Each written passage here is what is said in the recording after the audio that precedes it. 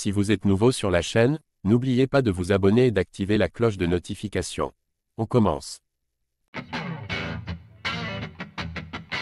Si l'UFC 290 a été riche en événements et en moments épiques, la fédération de Dana White se retrouve depuis dans la sauce.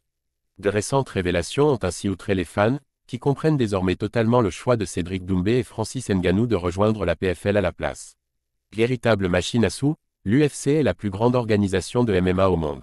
Mais alors qu'elle engrange des profits hallucinants année après année, elle est régulièrement pointée du doigt pour la faible part du gâteau alloué aux combattants.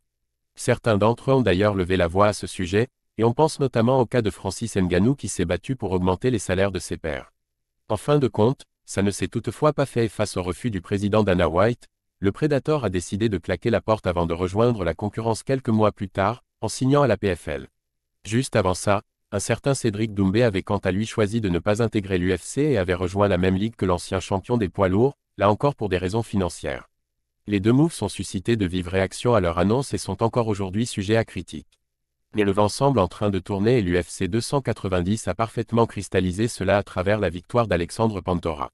En s'imposant contre Brandon Moreno, The Cannibal a hérité de la ceinture de sa division mais a aussi ponctué une histoire folle, lui qui galérait financièrement il y a encore 2 ans.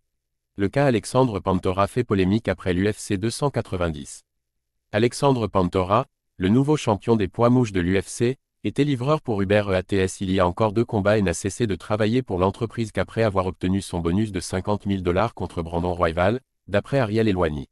On parle pourtant d'un combattant bien connu à l'UFC, lui qui détient un bilan de 10 victoires et 3 défaites à présent.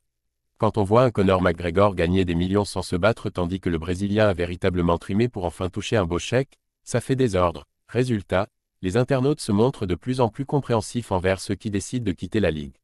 Je comprends que ça puisse passer pour une belle histoire, mais ça ne fait que mettre en lumière la corruption de l'UFC et la question de la rémunération des combattants. Pantoja se bat et bat les meilleurs depuis des années maintenant, il ne devrait y avoir aucune raison pour qu'il compte sur Uber EATS pour de l'argent. C'est triste. Désormais sous contrat avec la PFL, Francis Ngannou et Cédric Doumbé sont assurés de toucher bien plus d'argent qu'à l'UFC alors que celle-ci est l'organisation de MMA numéro 1 au monde. Mais comme le grand patron Dana White ne semble pas prêt à changer de fusil d'épaule, ce paradoxe n'est pas près de prendre fin.